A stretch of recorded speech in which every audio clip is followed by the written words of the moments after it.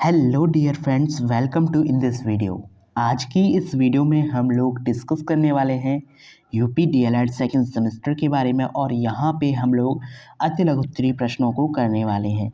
ठीक है, यहाँ पे हम लोग साइंस के अति लघुत्तरीय प्रश्न करें, यानी कि विज्ञान के सभी इम्पॉर्टेंट अति लघुत्तरीय प्रश्न करने वाले हैं। अगर आप इस वीडियो को लास्ट तक देख लेते हैं तो आपके लिए बहुत ही अच्छी ये वीडियो रहने वाली है।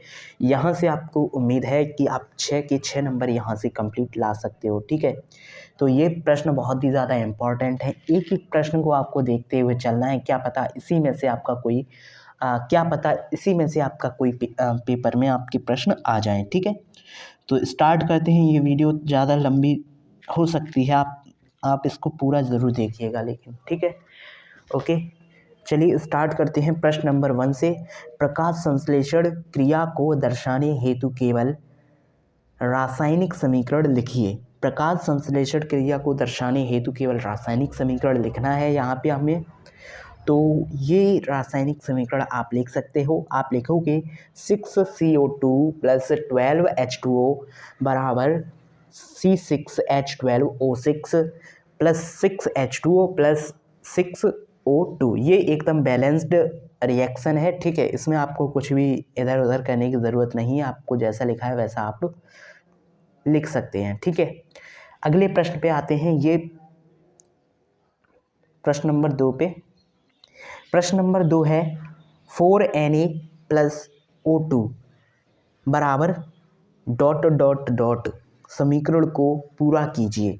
यहाँ पे जितने भी प्रश्न मैं आपको करा रहा हूँ ये सभी प्रश्न जो है इम्पॉर्टेंट हैं। यानी इम्पॉर्टेंट का मतलब ये है पिछले पेपर्स में आए हुए हैं और अगले पेपर में आने वाले हैं। ठीक है, ये इतना मतलब है इसका। ठीक है, नेक्स्ट हम लोग जानते हैं। तो ये समीकरण जो दिया हुआ है इसको पूरा करना है। ठीक है, इस रिएक्शन को पूरा करना है। कैसे किया जाएगा? ठीक है, तो 4Na इसको हमने उतारा पूरा का पूरा, 4Na + O2। अब इसका क्या करेंगे? बराबर करेंगे। बराबर करने के बाद क्या बनेगा? ये तो ये बनेगा 2Na2O। ठीक है, 2Na2O ये यहाँ पे कंप्लीट हो जाएगा। अगले प्रश्न पे आते हैं। अगला प्रश्न है प्रश्न नंबर 3, किसी परमाणु को दर्शाने के लिए परमाणु संख्या, द्रव्यमान संख्या तथा तत्व का प्रतीक प्रदर्शित करने के लिए निर्धारित तरीके को लिखिए। ये प्रश्न है। तो यहाँ पे तरीका क्या होगा? देखो, परमाणु को दर्शाने के लिए क्या क्या होता है? परमाणु संख्या, द्रव्यमान संख्या तथा तत्व का प्रतीक। ठीक है, तो यहाँ पे इस तरह से हम लिख सकते हैं ZAX करके। ठीक है, जहाँ पे क्या होगा? A होगा परमाणु द्रव्यमान और Z होगा परमाणु संख्या और X होगा तत्व। ठीक है, X होगा तत्व, A होगा परमाणु द्रव्यमान और Z होगा परमाणु संख्या। ठीक है, परमाणु संख्या, परमाणु द्रव्यमान और यहाँ पे X। ठीक है, इस तरह से हम लिखेंगे। चौथा प्रश्न आता है, मिट्टी पटल हल किस प्रकार का कोण काटता है? पलटने वाला जो हल होता है वो किस प्रकार का कोण काटता है? वो होता है आयताकार कोण काटता है। ठीक है, तो आपको लिखना है आयताकार। ठीक है, अगला प्रश्न आता है, प्रश्न नंबर 5, ईंधन को परिभाषित कीजिए। ईंधन जो होता है उसे परिभाषित करना है। तो आप लिखेंगे, ईंधन एक ऐसा ज्वलनशील पदार्थ है जिसका उपयोग ऊष्मा प्राप्त करने के लिए किया जाता है। इसकी निम्न 3 अवस्थाएं होती हैं। कौन कौन सी होती हैं इसके बारे में जान लेते हैं। ठोस ईंधन होता है, द्रव ईंधन होता है और गैसीय ईंधन होता है। ठीक है, ये आप लिखेंगे। नेक्स्ट आते हैं नंबर 6 पे। छठवां प्रश्न है हमारा, तीव्र परिवर्तन किसे कहते हैं? तो तीव्र परिवर्तन हम लोग कहते हैं तेज गति से होने वाला परिवर्तन तीव्र परिवर्तन कहलाता है। तेज गति से जो परिवर्तन हो उसे हम तीव्र परिवर्तन कहते हैं। जैसे मान लीजिए आपके पास एक गुब्बारा है और मैंने एक सुई पकड़ रखी है।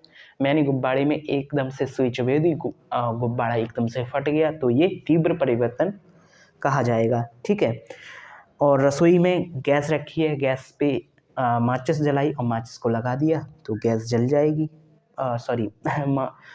बर्नर जल जाएगा। ठीक है, बर्नर जल जाएगा तो ये तीव्र परिवर्तन है। ठीक है, माचिस की तीली जब मैं जलाऊंगा तो माचिस की तीली एकदम से जलेगी, वो भी तीव्र परिवर्तन है। ठीक है, आगे बढ़ते हैं, प्रश्न नंबर 7 पे आ जाते हैं। 7 क्या है, बाष्पन किसे कहते हैं। तो बाष्पन क्या होता है इसके बारे में जानते हैं। देखो, जब पृथ्वी से जल गर्म होकर वाष्प के रूप में ऊपर की ओर उड़ जाता है, यह क्रिया बाष्पन होती है।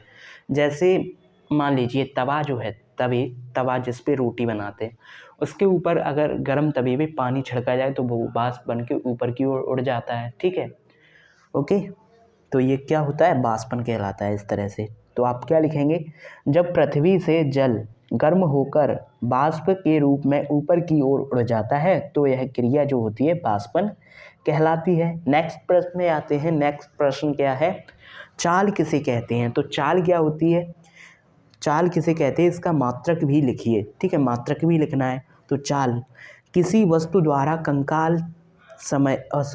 किसी वस्तु द्वारा एकांक समय में चली गई दूरी को चाल कहते हैं। ये परिभाषा बहुत ही ज़्यादा इंपॉर्टेंट है। किसी वस्तु द्वारा एकांक समय में, ठीक है, एकांक समय होता है। ठीक है, एकांक समय में चली गई दूरी जो होती है उसे चाल कहते हैं। किसी वस्तु द्वारा एकांक समय में चली गई दूरी को चाल कहते हैं। इसका मात्रक क्या होता है, तो इसका मात्रक मीटर प्रति सेकंड होता है। मीटर, यहाँ पे हम लोग लिख सकते हैं मीटर प्रति सेकंड होता है। ठीक है, अगले प्रश्न पे आते हैं। प्रश्न नंबर है 9, बहुत ही ज़्यादा इंपॉर्टेंट प्रश्न है। प्रश्न है फसल चक्रण क्या होता है। तो फसल चक्रण या फसल चक्र क्या होता है, ये आपसे भी पूछा जा सकता है आपके पेपर में। तो ये बहुत ही ज़्यादा इंपॉर्टेंट है आपका प्रश्न। चलिए स्टार्ट करते हैं। किसी खेत में एक निश्चित समय में एक फसल के बाद दूसरी फसल लेने की क्रिया को, जिसमें भूमि की उर्वरा शक्ति, ठीक है, नष्ट ना होने पाए, फसल चक्रण कहते हैं। या फिर आप इस तरह से भी लिख सकते हैं, भूमि के किसी निश्चित भाग पर नियत समय में फसलों का इस क्रम में बोया जाना कि भूमि की उर्वरा शक्ति कम ना होने पाए और उपज भी अच्छी मिले। इस प्रकार की अदला बदली को फसल चक्रण कहते हैं। आप दोनों तरीके से लिख सकते हो, जो भी तरीका आपको यहाँ पे पसंद आए, जो भी तरीका आपको इजी लगे वो आप यहाँ पे लिख सकते हैं। ठीक है, नेक्स्ट प्रश्न पे आते हैं। प्रश्न नंबर है 10 यानी कि 10। तृतीय प्रकार के उत्तोलक के कोई 2 उदाहरण लिखिए। तो तृतीय प्रकार के उत्तोलक क्या होते हैं, इनके बारे में जान लेते हैं। चिमटा और चाकू, ये तृतीय प्रकार के उत्तोलक होते हैं।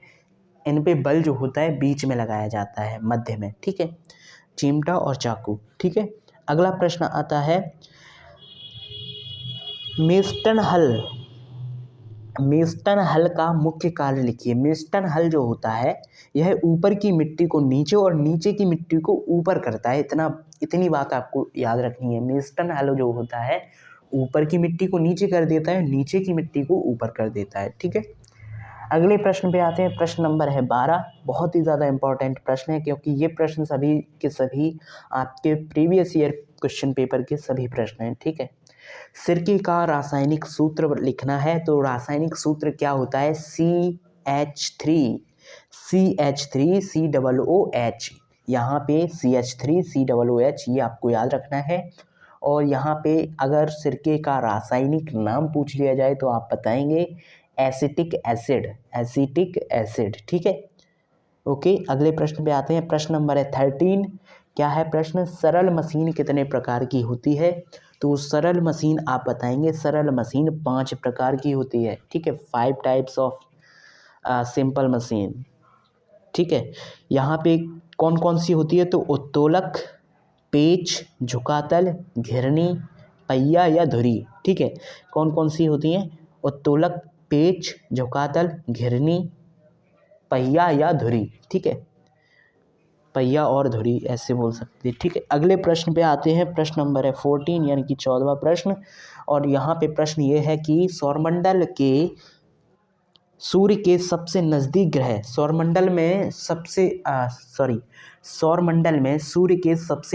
ग्रह कौन सा है। तो यहाँ पे हम लोग बताएंगे बुध ग्रह जो है वो सूर्य के सबसे नज़दीक है, और पृथ्वी के सबसे नज़दीक है शुक्र ग्रह। ठीक है, शुक्र ग्रह सबसे नज़दीक है पृथ्वी के, ठीक है। बुध ग्रह सबसे नज़दीक है सूर्य के। सबसे बड़ा ग्रह कौन सा है? बृहस्पति, ठीक है। अगले प्रश्न पे आते हैं। प्रश्न नंबर है 15। मानव की खोपड़ी में उपस्थित हड्डियों की कुल कितनी संख्या होती है? देखिए यहाँ पे मैं आपको बताना चाहूँगा, यहाँ पे मैं आपको बताना क्या चाहता हूँ, यहाँ पे मैं ये बताना चाहता हूँ मानव की जो खोपड़ी होती है, खोपड़ी यानी कि सिर जो होता है उसमें खोपड़ी होती है, खोपड़ी में उपस्थित हड्डियों की कुल संख्या कितनी होती है? तो यहाँ पे आप लोग कहेंगे 29 होती है, ठीक है। राइट, सही बात है। अगर आपसे पूछा जाए कि मानव के शरीर में कुल कितनी हड्डियाँ होती हैं, तब आप क्या कहेंगे? तो आप कहेंगे 206 हड्डियाँ होती हैं, ठीक है। 206 हड्डियाँ होती हैं मानव के शरीर में, ठीक है। अगला प्रश्न आता है, प्रश्न नंबर है 16। कीटों में वर्ज्य पदार्थों का निष्कासन किस उत्सर्जी अंग द्वारा होता है? जो कीट होते हैं उनमें वर्ज्य पदार्थों का निष्कासन किस उत्सर्जी अंग द्वारा होता है? तो इसके बारे में हम लोग लिखेंगे मेलपीगियन या फिर निसर्ग नलिकाएं ही मुख्य उत्सर्जन इंद्रियां हैं। हम लोग लिखेंगे यहाँ पे निसर्ग नलिकाएं या फिर मेलपीगियन नलिकाएं ही मुख्य उत्सर्जन अंग हैं, ठीक है। अगला प्रश्न है 17। यहाँ पे हम लोग क्या जानने वाले हैं? यहाँ पे हमारा प्रश्न है कि वसा में घुलनशील विटामिन आपको बतानी है। वसा में घुलनशील कौन कौन से विटामिन हैं? तो वसा में जो घुलते हैं वो आप लोग इस तरह से याद रख सकते हो, कीड़ा, KEDA, ठीक है। ये वसा में घुलनशील विटामिन है। और यहाँ पे मैं आपको बताना चाहता हूँ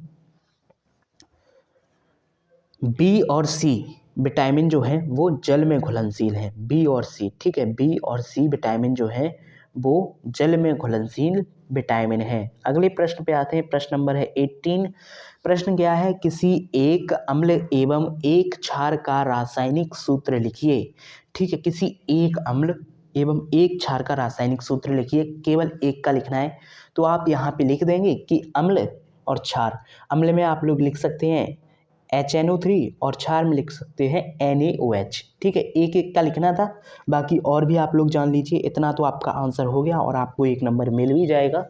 लेकिन यहाँ पे और भी जान लीजिए कि एक अम्ल तो ये हो गया, अब दूसरा अम्ल ये भी है H2SO4 HCl, ये भी अम्ल है, ठीक है।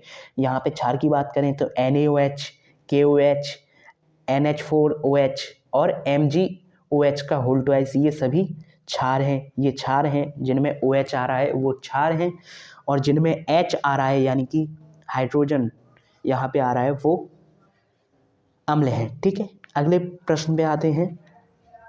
प्रश्न नंबर है 19। यहाँ पे FeO3 में लोहे की संयोजकता हमें बतानी है, कितनी है? तो यहाँ पे आप लोग देख सकते हो Fe2O3 ये इस तरह से लिखा है।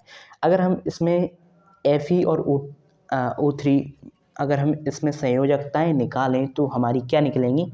यहाँ पे आप देख पाओगे, 1 मिनट, यहाँ पे आप लिखोगे Fe3+, ठीक है, और क्या होगा O-, इस तरह से रहेंगी, ठीक है। अगले प्रश्न पे आते हैं, प्रश्न नंबर है 20। तो यहाँ पे Fe की संयोजकता कितनी रहेगी? यानी लोहे की संयोजकता +3 रहेगी, ठीक है। अगला प्रश्न है, ऊर्जा के संचरण की किस विधि द्वारा जल गर्म होता है? ऊर्जा के संचरण की किस विधि द्वारा जल गर्म होता है? तो संवहन के द्वारा पानी गर्म होता है, जल गर्म होता है, ठीक है। अगला प्रश्न है, यांत्रिक ऊर्जा कितने प्रकार की होती है? तो यांत्रिक ऊर्जा जो होती है वो 2 प्रकार की होती है। यहाँ पे आप लोग लिखेंगे कि यांत्रिक ऊर्जा 2 प्रकार की होती है। कौन कौन सी होती है? गतिज ऊर्जा जिससे mgh, ठीक है, और स्थितिज ऊर्जा होती है mgh, और गतिज ऊर्जा होती है ½ mv², यानी 1/2 mv², ठीक है। ये याद रखना है। अगले प्रश्न पे आते हैं, प्रश्न नंबर है 22। मेंडलीफ की आवर्त सारणी में कितने आवर्त और कितने वर्ग हैं? मेंडलीफ जो थे उनकी आवर्त सारणी जो है अब उसमें कितने आवर्त और कितने वर्ग हैं ये हमें बताना है। तो मेंडलीफ की संशोधित आवर्त सारणी में 7 आवर्त हम लोग इस तरह से लिखेंगे, मेंडलीव की संशोधित आवर्त सारणी में 7 आवर्त हैं और 18 वर्ग हैं। वर्ग को हम लोग समूह भी कहते हैं, ठीक है। वर्ग कितने हैं? 18। यहाँ पे 7 आवर्त, ठीक है, 18 वर्ग, ठीक है, 18 वर्ग हैं, इस तरह से लिखेंगे, ठीक। अगले प्रश्न पे आते हैं। प्रश्न नंबर है हमारा 23।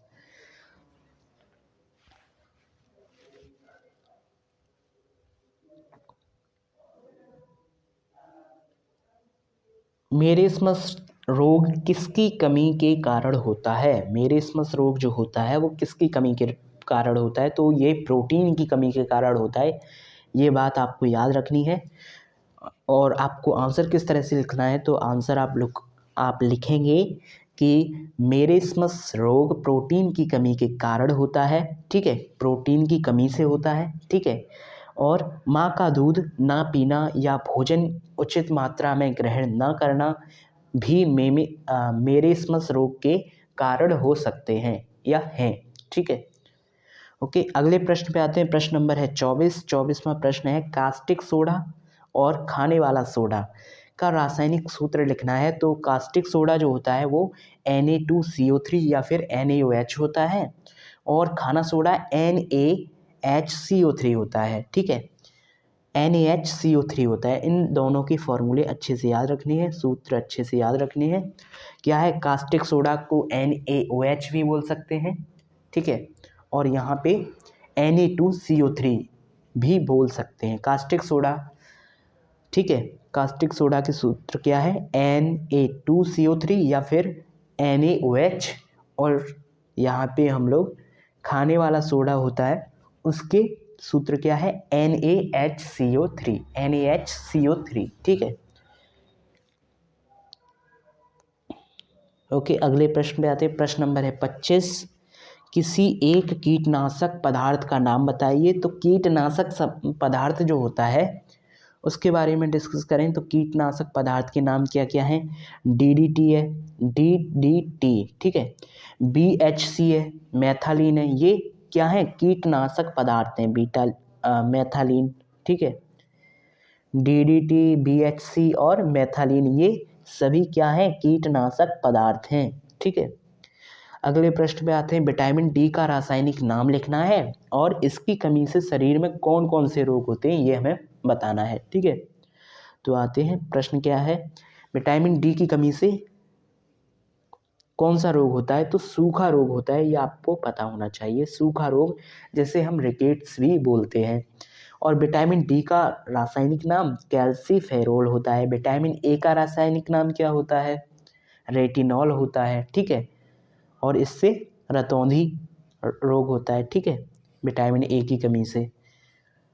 ओके, अगले प्रश्न पे आते हैं। प्रश्न है 27वां प्रश्न, बेकिंग सोडा का रासायनिक सूत्र एवं उपयोग लिखिए।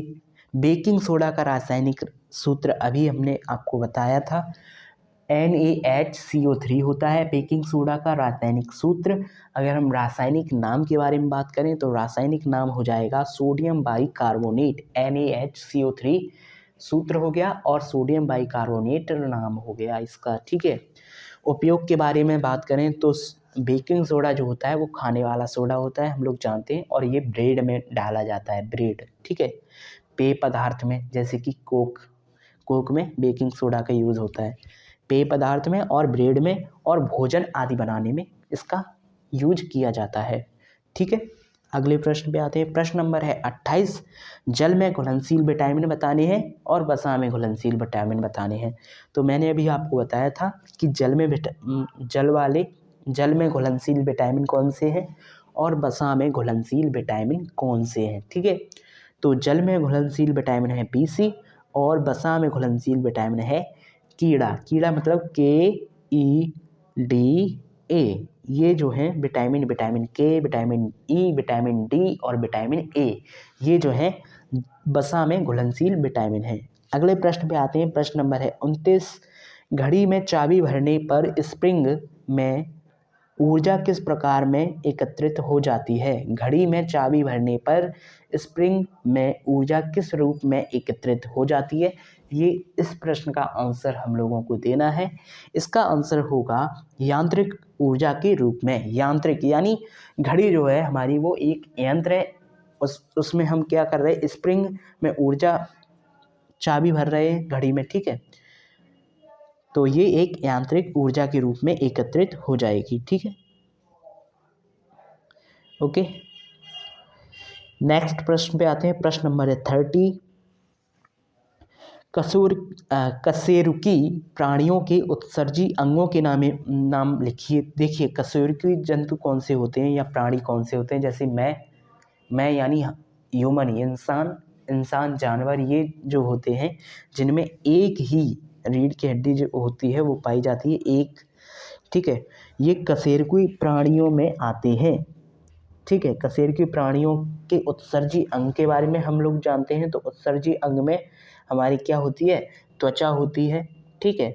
वक्र होते हैं, यकृत, फेफड़े, आंत आदि होती है, ठीक है। त्वचा से उत्सर्जन होता है, ठीक है। वक्र से उत्सर्जन होता है, यकृत से भी उत्सर्जन होता है और फेफड़े से भी उत्सर्जन होता है। यहाँ पे आंत से भी उत्सर्जन होता है कशेरुकी प्राणियों में, ठीक है। तो आज के लिए इतना ही रखते हैं। बाकी की और जो प्रश्न बच रहे हैं उनको मैं अगले वीडियो में आपको कराने वाला हूँ। तो अभी तक आपने वीडियो को लाइक नहीं किया है, लाइक कर दीजिए, चैनल को भी सब्सक्राइब कर लीजिए। और साथ ही साथ मैंने आज आपसे एक प्रश्न पूछा था। प्रश्न क्या था? प्रश्न मैं याद नहीं कर पा रहा हूँ। अगर आपने वीडियो पूरा देखा है तो आपको ध्यान होगा, ठीक है। तो प्रश्न जो भी पूछा हो उसका आंसर ज़रूर दीजिएगा। Thank you, goodbye, take care. मिलते हैं नेक्स्ट वीडियो में। जय हिंद, जय भारत।